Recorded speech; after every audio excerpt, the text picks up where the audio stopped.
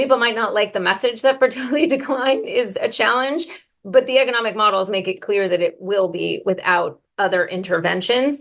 I think what makes people nervous about it or why people don't like it is because it could come across as sounding like we're wagging our fingers telling women in the US, you have to have more babies for the sake of capitalism. But more existential warnings are that basically humanity is on track to go out of business.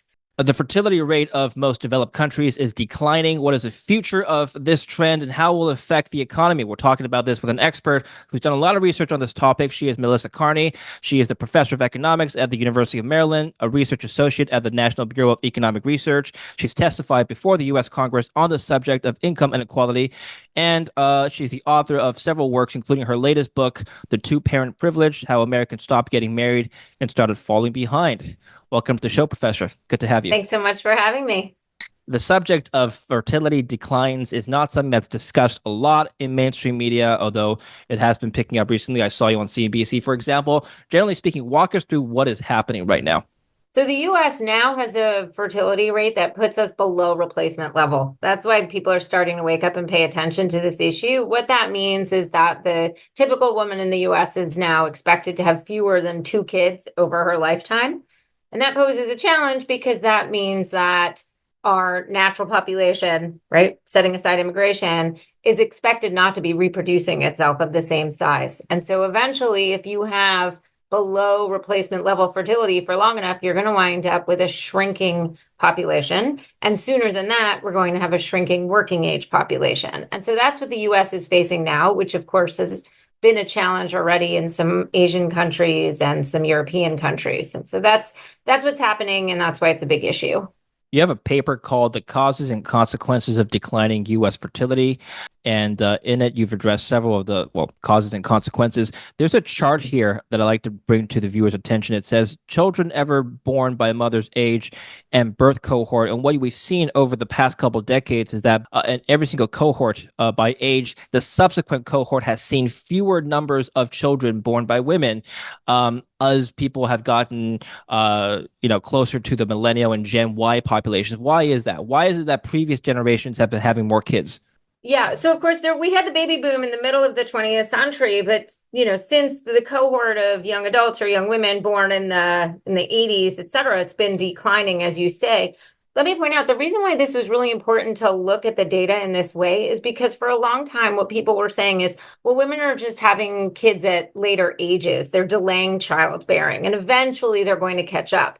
But when you look at the data in terms of children ever born, you see that that's not what's happening. Women are not catching up. They're having fewer children over the course of their life cycle. So what do I think is happening? Well, when you look at the data in a time sense, one's first instinct is say, what happened in 2007, 2008, that all of a sudden US birth rates started precipitously and falling in a pretty steady way?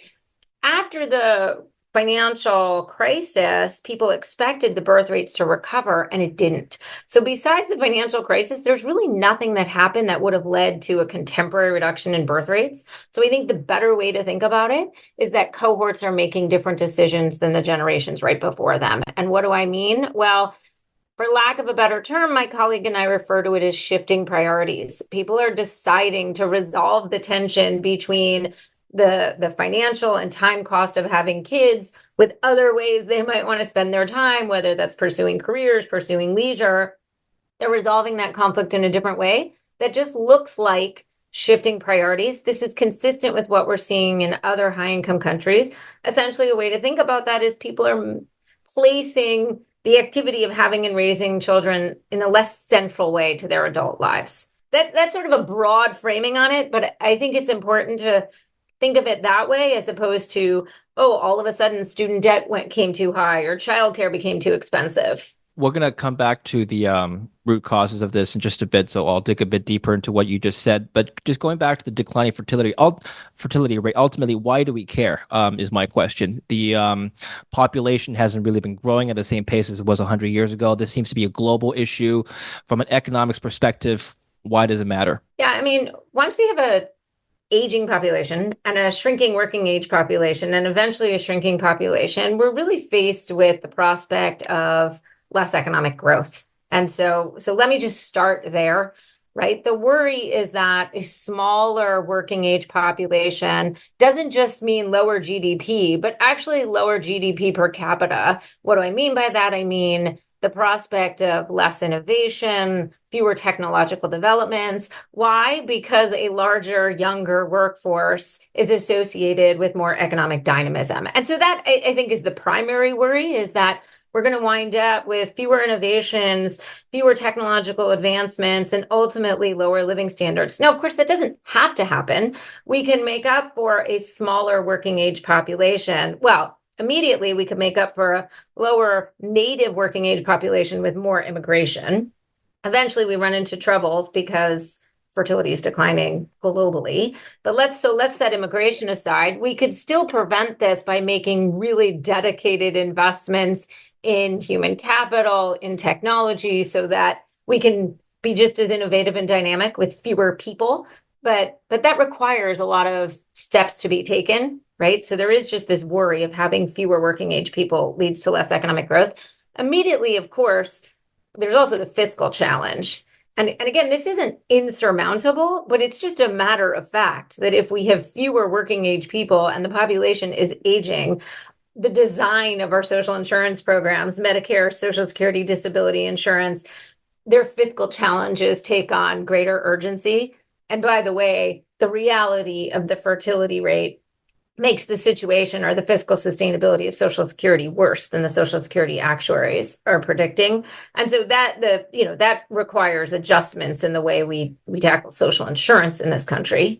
So those are some of the big issues. Do you think the retirement age should be extended? Okay, so this is a big question. I mean, I think we could talk about increasing the retirement age, but we want to protect workers who actually really do need social insurance and income assistance at age 65, if not lower. So I'd want to do it in a careful way, not just across the board.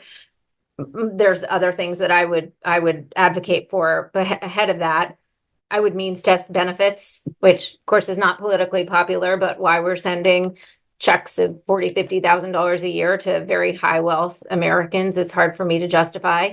And then, of course, there are things on the funding and tax side that we could do to shore things up as well. Overall, then, I think we've been hearing some predictions of whether or not the population is going to collapse because of this. Is this really as gloomy and doomy as some people make it out to be? Yeah, it depends. So, look, if fertility continues to decline in the US at the rate it's been declining, and I don't see any reason, there's no magical reason to think it's just going to bounce back to an average of 2 kids per woman, then it really does pose real challenges. Now, some people don't like that. There was just an essay in the Washington Post last week that said something, the headline was something like, I'm paraphrasing here, but it was like, I'm sick of economists talking about this. They need new economic models. That's not really how economic modeling works. People might not like the message that fertility decline is a challenge, but the economic models make it clear that it will be without other interventions. I think what makes people nervous about it, or why people don't like it, is because it could come across as sounding like we're wagging our fingers telling women in the US, you have to have more babies for the sake of capitalism. And you could imagine people bristle at that, right? But certainly I'm not saying that. I don't think that's what anyone's saying. This might be welfare enhancing for individuals. People might be happier in their life by not having children or not having as many children. That doesn't mean it doesn't pose economic challenges. Okay, that's the first thing I'll say. The second is some of the, again, I wouldn't say doom and gloom, but more existential warnings are that basically humanity is on track to go out of business. That's not going to happen in our lifetime or even our grandkids' lifetime, but over, so many generations, you just run the numbers on this. And if the population keeps declining and we keep not reproducing, that's exactly the trend line. Now, we can also get hit by a meteor. Lots of things can happen, but it's not actually far-fetched or scientific. It's just it's just sort of a statistical reality that this is what happens when the population doesn't reproduce. Can we just address some of the earlier assumptions that we've made here? Why is it that a declining population generally is bad for growth and perhaps bad for living standards? I mean, I remember when I was younger and in school, the threat was overpopulation, the Malthusian theory of having not enough resources. And now we're talking about the exact opposite. So perhaps then there is an equilibrium population whereby everyone has enough resources. There isn't going to be the threat of overcongestion, um, uh, pollution, so on and so forth. What do you think? Yeah, I mean, the Malthusian prediction, which was never right, was that we were Hmm. going to run out of food to take care of individuals because he didn't anticipate, agricultural advances. And then Paul Ehrlich famously made this prediction in 1968 or drew attention to this, saying the population bomb. And really what he was talking about was there were too many people in poor countries. I'm wincing because the book is just, when you read it, it's so, it comes across to my mind and to others as just like a lot of underlying eugenics and anti, there's some what sounds like racism and Hmm. well against like people from poor countries. And there's also comes across again to my mind as pretty anti-humanity, as opposed to thinking we should figure out how to improve the living standards of people. Say, oh, let's just get rid of those people. Yeah. So aside from that, though, but it was never right because what it didn't anticipate was the huge decrease in global poverty that was going to follow from a wonderful spread of market-based economic advances and innovations that improved living standards across the globe. And so the overpopulation warning basically missed that. It didn't understand that humans were going to innovate and humans were going to do great things so that more people can live productive, healthy lives. In some sense, now the warning about or the worry about declining population takes the potential for humans and workers to create and innovate and make advancements in living standards seriously and says, hey, wait, if we have fewer people, are we going to get fewer innovations and our living standards going to decrease? If you actually take a look at the correlations between GDP per capita and fertility rate, there seems to be uh, a pretty consistent inverse correlation across the globe, meaning that as countries get wealthier on a real per capita GDP basis, they tend to have fewer children per women. This is happening now in even countries like India, Yeah. that's getting a little bit richer. So it seems to me that as countries get wealthier, they have fewer babies. So does that argument in itself refute the assumption that we're going to have lower living standards because the fertility rate is going down? So it's really interesting. So, this is exactly right that over time, as societies become richer, people have fewer children. And so, in some sense, you can think of this as people having fewer children as a success story in the sense that, women are in particular, women now have more opportunities. They have other things to do with their adult lives other than having and raising children. And so, this ultimately might be, again, increase happiness, increase welfare. That doesn't take away from any of the economic fiscal challenges that we should take seriously. So that's why, it shouldn't be misheard or misunderstood as saying, no, no, no, we need to go back to where, social conditions were such that women were basically viewed primarily as their main role in life was to have kids. I'm not at all, and I think most people, economists who are calling attention to this issue, I don't know anyone that's actually saying that. So it might be that, okay, the expansion of opportunities and all of these other ways that people can live their lives are ultimately good.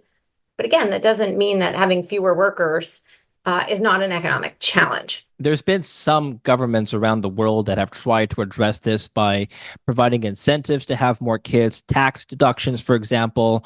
Have these worked? Will they work? Okay, so the short answer is maybe they've worked a little bit, but not by much, right? But I'll answer that in more detail in a second, but I want to tie that to the conversation we were just having because if the reason people are having fewer children is because they don't want a whole bunch of kids or they don't want kids, and now they have access to effective contraceptive technologies and they have other opportunities, then this is essentially like from a welfare perspective, a good thing for people. If the reason people are having fewer kids is because parenting has become so darn time intensive or all consuming, or people have to work and so then they don't have time to be with their kids, or childcare isn't available, then it's about constraints. And so then you can approach this in a pronatalist way, which is saying, hey, if we relax some of the constraints, people can actually have as many kids as in surveys they say they want to have. And then everyone wins. People are happier because they have the kids they want to have, and it's good for society and the economy. All right. So some countries have taken that approach and expanded parental leave, have expanded subsidies for childcare. Places like Japan and Hungary and France, they've put a lot of federal dollars towards what we would call pro-family policies, making it easier for people to combine work and having kids. In some countries, you have housing subsidies for people with kids. What we see is basically, I mean, I'm summarizing a whole bunch of studies in this sentence, but maybe some small increase in fertility, maybe some stalling out of an otherwise very large and sustained downward trend in fertility. Nothing that's brought fertility rates back up to above replacement level. And so my takeaway from this is that on the margin, there are some people who would like to have more kids if they got, some additional cash, some income, if we relax some of the constraints on their time and their income. But incrementalist policies probably aren't going to turn anything around. It's going to take a much more fundamental investment in family-friendly policies, probably coupled with some social and cultural and institutional changes. Okay, so let's address some of these economic causes, perhaps, of the declining fertility rate. Maybe we can walk through them one by one. One of them is I've heard that the housing affordability issue is one aspect. If houses or homes in general are becoming out of reach for younger families or younger people and couples, they're going to postpone household formation. Is that true? Yeah, this is something I've looked at in my own research. Let me very specifically, I'll say sort of the previous housing boom in this country in the mid 90s that actually led to an increase in fertility among homeowners because they had access to equity. And we saw that part of what they did was they had more kids.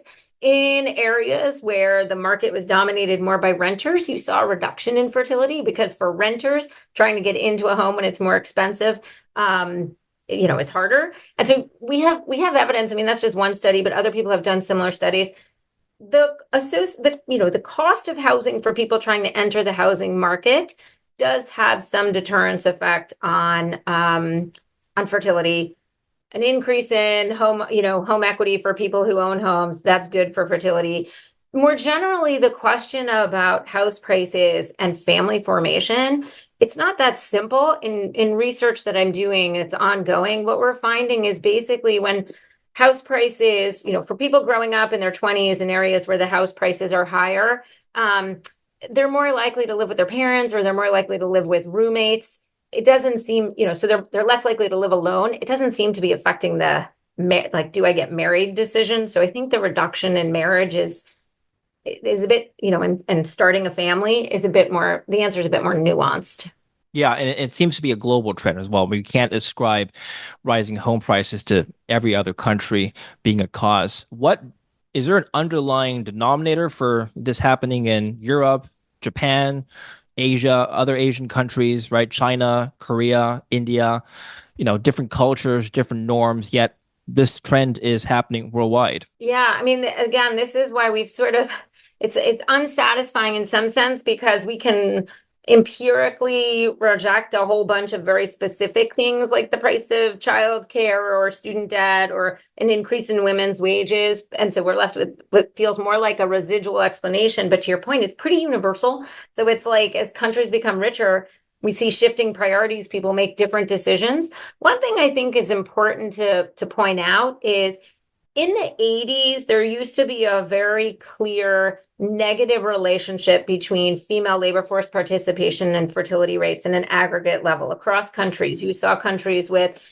lower female labor force participation rates and higher fertility and vice versa. In general, we could point to exceptions, but in general, now what you see is basically across high income countries, a majority of women and a majority of mothers work. And the fertility rate varies pretty widely. And so I think the way to think about this is less that women are choosing either to be primary, caregivers of children versus working, and thinking about one of the things that's happened globally is that women are working and they're pursuing careers. And so we might think in certain countries and in certain cultures, that's more acceptable. So marriage hasn't declined as much, or it's easier to combine having kids and raising a family and working. And so that might explain some of the differences across country. Another thing you've highlighted in your work is the relative decline in the wage gap between men and women being possibly a factor. You've tweeted about this actually. You said you described evidence of a causal link between the declining economic position of non-college educated men and the decline in marriage among this group. It says in your book, research has established a causal link from men's declining economic status to a decline in marriage shares overall. What do you mean by this? Can you elaborate? Sure. So let me take the US context for this question. So in the US, what we've seen over the past 40 years is that marriage has remained pretty consistent across college educated workers. They're still getting married in basically the same rates as 4 decades ago. They're still having kids within a marital union at close to the same rates as 4 decades ago. Outside the class of college educated adults, we've seen marriage rates continue to decline quite precipitously. Now, this has had some effect on fertility because marital fertility is higher than non-marital fertility. Not as much as you might have thought, though, because one of the things that's happened is that non-marital fertility rates have doubled in the US. I mean, high school educated women, now it's like 52% of them have their child outside of a marital union. And so you're just seeing in the US this decoupling in some sense of a decline of marriage and having kids. The forces obviously are amplifying, right? You're driving down marriage because men are viewed as both less desirable as economic marriage partners and less necessary as economic marriage partners. That's really, I mean, again, we've seen this causal link. And so that's contributing, that has its own consequences, which is something I've drawn attention to, the rise in non-marital childbearing, the rise in the share of kids living with one parent, but also this amplifying effect on the decline in fertility. Have you done research on the fertility rates between income cohorts? So the top 5%, 10%, 50%, bottom 50%? It's a little bit harder. The data is sort of easier to look at in terms of education. And of course, we don't want to think income is hard to think about as like a static because you've got family income, individual income that's all responsive to having kids. One thing I can tell you that I've done research in and other economists as well, despite what we were saying before about as societies become richer, there's this clear trend towards having fewer kids. Kids are normal goods, right? So I say that in the sense that anyone who remembers their introductory econ class, when we talk about what happens when you get this increase in income, we see people have more kids. So it is true that higher income, higher educated people have fewer kids. But we also see when there's some unanticipated shock in an increase in income that's not coming from wages, which increases your opportunity cost of time, we do see people choosing to have more kids. Is there a cultural or I guess socioeconomic reason as to why wealthier families have fewer kids? I mean, the logic tells us that they're able to have more kids, but the reverse is happening. Well, so I think the way you want to think about this is when you're looking at higher income, higher wealth families, you're looking at families where generally, there's a bunch of ways to think about this. So first, I'll say those women also have a higher opportunity cost of their time in terms of their career costs or their earnings costs that would come from stepping outside the workforce to spend time with their kids. And so that's one very obvious reason why, as we say in economics, like wages and opportunity cost of time is a confounding factor with income. So one answer is because really what you're picking up on is that the opportunity cost of spending time with kids for those families is higher. A second thing you're picking up on is they have to live in more expensive places. So if you're living in Manhattan or Vancouver, it's more expensive to have kids than if you're a lower income family in a place where, for a variety of reasons, life isn't as expensive. Another issue gets back to something that Gary Becker posed as the quantity quality trade-off. So if you're having kids and you think about them as, basically an investment asset where you're going to pour a ton of resources and time into it, you might choose to have fewer kids, spend a fortune and a lot of time investing in them, building up their human capital. And so you'll choose to have fewer kids than if you have a whole bunch and you don't and you don't think of them that way, or they're not each one as costly. Have you analyzed changing trends in pop culture or how the media has influenced the number of kids families have? Yeah, we have really good social science evidence that media images actually do affect these things. So, for example, there's a study of what happened when soap operas spread across Brazil. This is Eliana LaFerreira's work and co-authors. And when people saw images of smaller families, the fertility rates in those places that were exposed to these images, their family formation decisions changed. Now, in a very different way, I have a paper looking at what happened when MTV put out this reality TV show showing that teen childbearing was difficult. And we saw in media markets where more kids were tuned into MTV in the pre-period, their rates of teen childbearing fell more. So social images, and we have, evidence that like messaging from trusted leaders, from the Pope, from celebrities, all of those matter. I'm not putting words in your mouth, but are you saying one solution is government propaganda to have more children in your families? Okay, there's this amazing, I say beautiful because I'm a parent and I like kids, Sure. but I'll say a beautiful commercial. It's a Coke commercial. Uh-huh. I don't know where it came from, but I understand it like only aired in Argentina.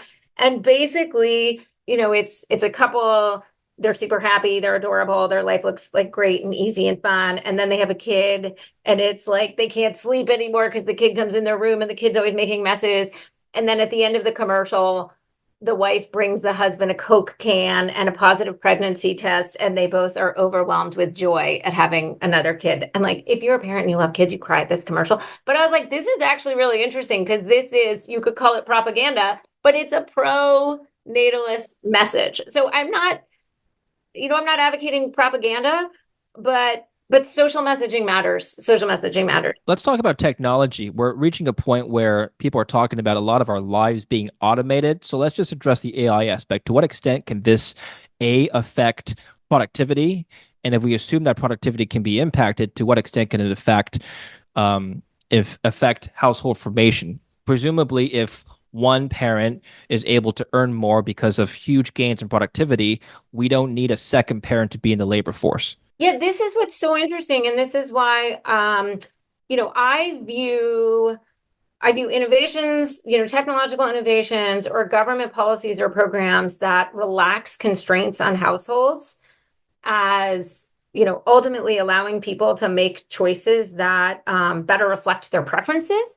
And so unconstrained preferences. And so if we have these innovations that make it so people are more productive and you need fewer hours, either as an individual or combined as a couple or as a household, and that frees up your time and your money to have kids, and we see people have kids, there's nothing coercive about that kind of technological innovation or change or even pronatalist policy. It's basically giving people more unconstrained choice. I thought you were going to go somewhere different, which is that, there's it's speculation and I cannot point to causal research on it, but I think it's an interesting question, which is the move to, more technology in our lives, to the ubiquity of mobile phones, to the ubiquity of social media, which, some might say is dominated by sort of anti-family messages. How much has that led to an erosion of relationships, romantic partnerships, fertility? It's not inconceivable. I mean, we actually do know that, like, relationship formation is down. Rates of sex are down. How much of that is because people are absorbed in an online world? I think is an open question. What AI is going to do to all of that, I have no idea. Well, could we make some, I mean, speculations as to how our lives would change? Where are you seeing trends evolving in? Let's just take Japan, for example. It's an interesting society. They've commoditized every single aspect of the relationship process, to your point. And there are many men in Japan in the millions who have not left their homes. That's a separate issue altogether. And and there are men literally marrying AI Yeah. robots And I don't know if that's going to be a trend going forward, but it's already starting to happen on the periphery. Yeah, I mean, I think it's a bit terrifying, right? Yeah. Not just to the Yeah. survival of the human race, but to Sure. human flourishing and happiness. Yeah. Japan's a really interesting case, and I am not an expert on Japanese culture, very, very Sure. far from it, but it comes up in every conversation about fertility. And there, interestingly, this relates to a conversation we were having about what happened in the US when men were viewed as less marriageable. And again, a lot of that is tied with their economic position, both absolute and relative outside the college educated class. And we see a reduction in marriage. What you hear anecdotally and from people who have conducted widespread interviews in Japan is that women view the men there as less marriageable, not so much because of their economics, but just because of their expectations for what marriage should look like, which is, again, anecdotally and what I read, not conducive to egalitarian sharing of household responsibilities or even the pursuit of careers.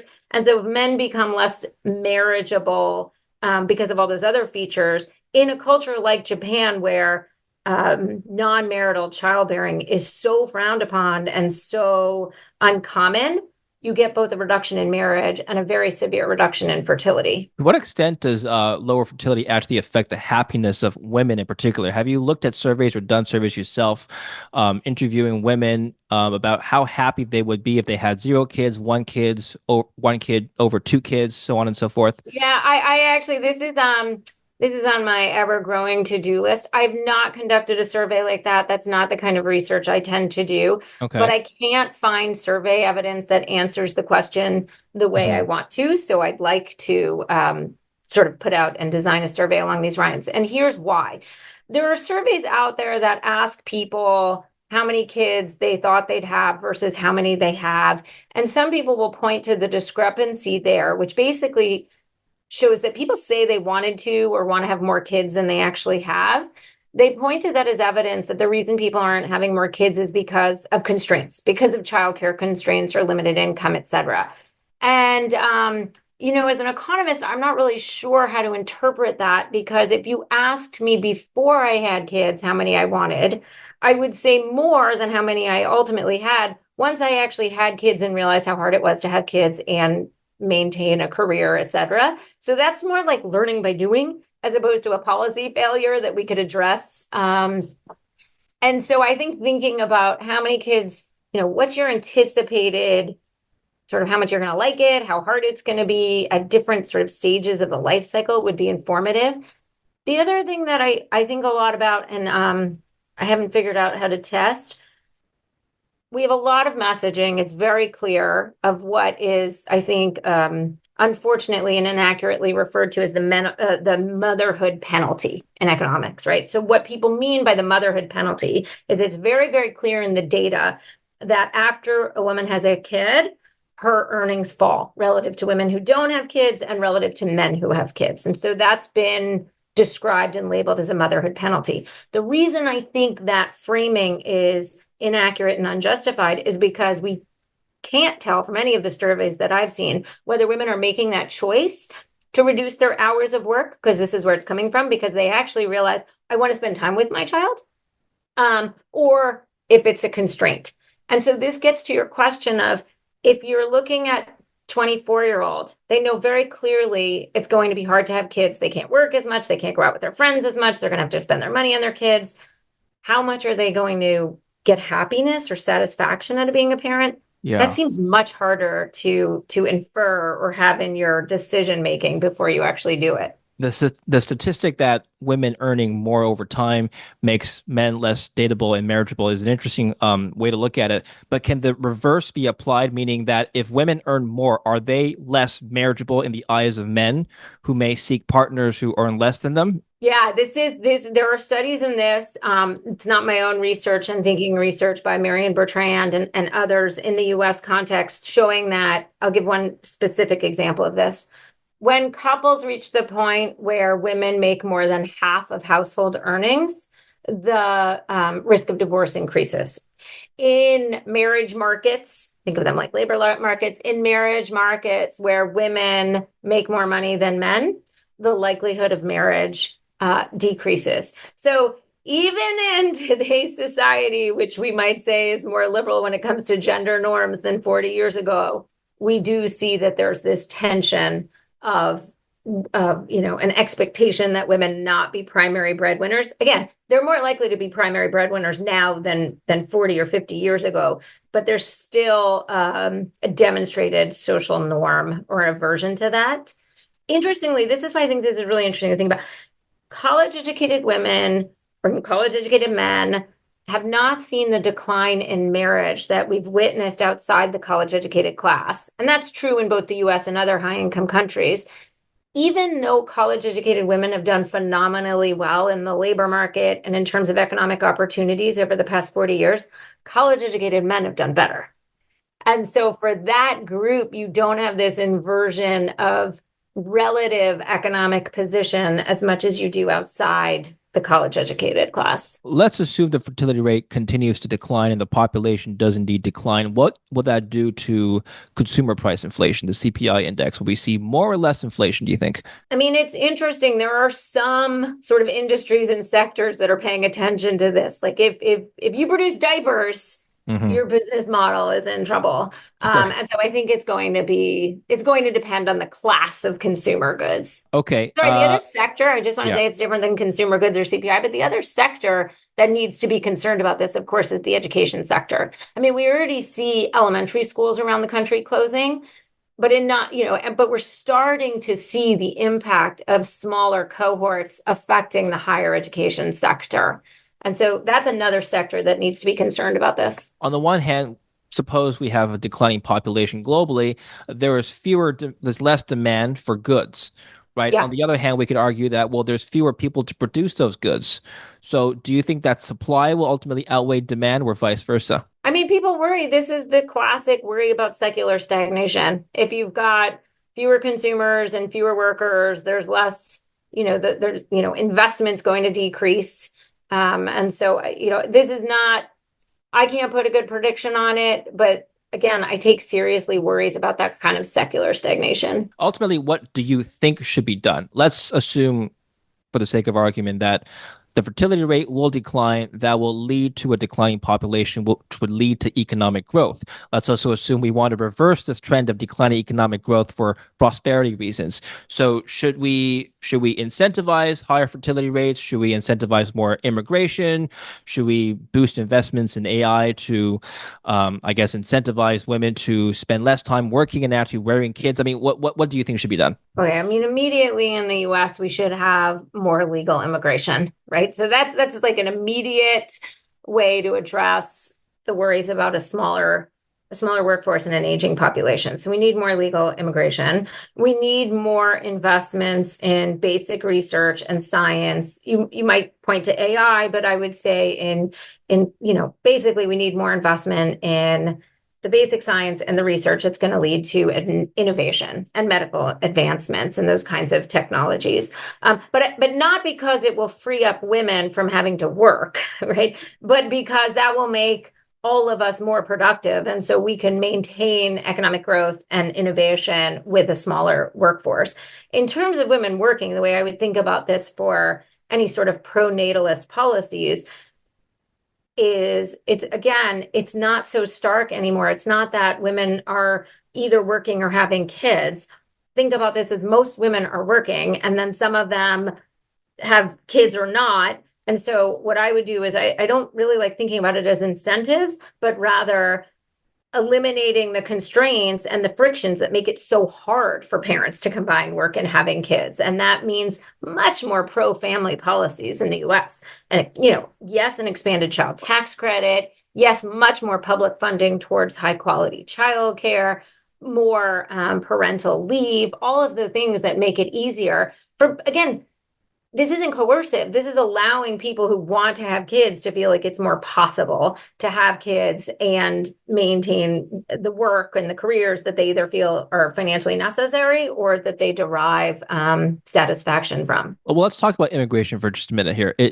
Have you looked at research into what kind of immigration from what kind of cohorts actually lead to productivity gains versus an overall productivity, I guess, decline? I mean, let's just take the assumption that if we import only workers of low skills and they take only low skilled labor in the US, for example, would that not actually, just mathematically speaking, decline or decrease the overall productivity level? I mean, I read the economic evidence on this to be pretty unambiguous that immigration is good for overall economic growth. That now it's certainly true though that low-skilled immigration can negatively impact the earnings and employment of certain types of workers, right? The workers, the native workers who are competing with them. That doesn't mean low-skill immigrants don't ultimately come in and contribute positively to the economy. It means we do need to do more to protect the native workers who are being crowded out. High-skill immigration is clearly economic growth enhancing, and it's really bizarre and economically indefensible that we don't expand legal channels to high skill immigration in this country. I mean, Canada does a better job at doing sort of economically driven immigration than the US. Well, Canada needs immigration. I don't know if you looked at the stats, but 100, nearly 98% of last year's 2023's population growth came from immigration. That's even more severe than the US. So, yeah, that's without question. I'd like to finish off on your book now. Just themes of your new book, The Two-Parent Privilege. What can we learn from your book here? So the purpose of this book called The Two-Parent Privilege is to call attention to what I think has been a very damaging trend of the past 40 years in the US, which is the rise in the share of kids who are growing up outside a two-parent home. And there's two, real key features of this, that the book is entirely data driven and evidence based. Kids benefit when they have two parents in their household. In the US, this generally means that they're growing up with married parents. And we just have mounds of evidence that leads to better educational outcomes for them, ultimately better economic outcomes. It's an economic argument. So the decline in kids with the benefit or the privilege of two parents in their home means that those kids are sort of swimming upstream when it comes to hitting economic success benchmarks. And the second really critical feature of this is that there's a huge class divide. So related to the themes of marriage we talked about earlier in this conversation, kids who are born to college-educated mothers, 86% of them are still growing up with married parents. Outside that class, it's plummeted to, just over 60% for some groups. Growing up with two parents is even lower. Among Black children in the US, only 38% of them are growing up with married parents in their home. And so this huge class divide is contributing to economic inequality, class differences in educational and economic outcomes. So what I'm trying to do from this book is say we need to address these changes as a policy imperative. We see stories of single mothers raising kids or single fathers raising kids to become super successful. Obama comes to mind, right? Yeah. Is that going to be the new trend, or is that just an outlier? Is Obama an outlier? Yes, they are outliers. That's the skeptical reaction to my book is I know a kid, or President Obama had a single mother and did phenomenally well. Yes, but we're not telling stories about the kids who grew up with two parents showering them with resources and love and supervision, and they turned out successful. So Obama's an outlier. Okay, very we good. should celebrate those outliers, but it doesn't mean the trend isn't very real. Very good. Great talk, Professor. Thank you very much. Where can we learn more about you and your work? Follow you? I have a website. You can get to it from my University of Maryland Economics Department page, Melissa Kearney. Thank you so much for having me on. Yeah, thank you for being here. Thank you for your time, and thank you for watching. Don't forget to like and subscribe.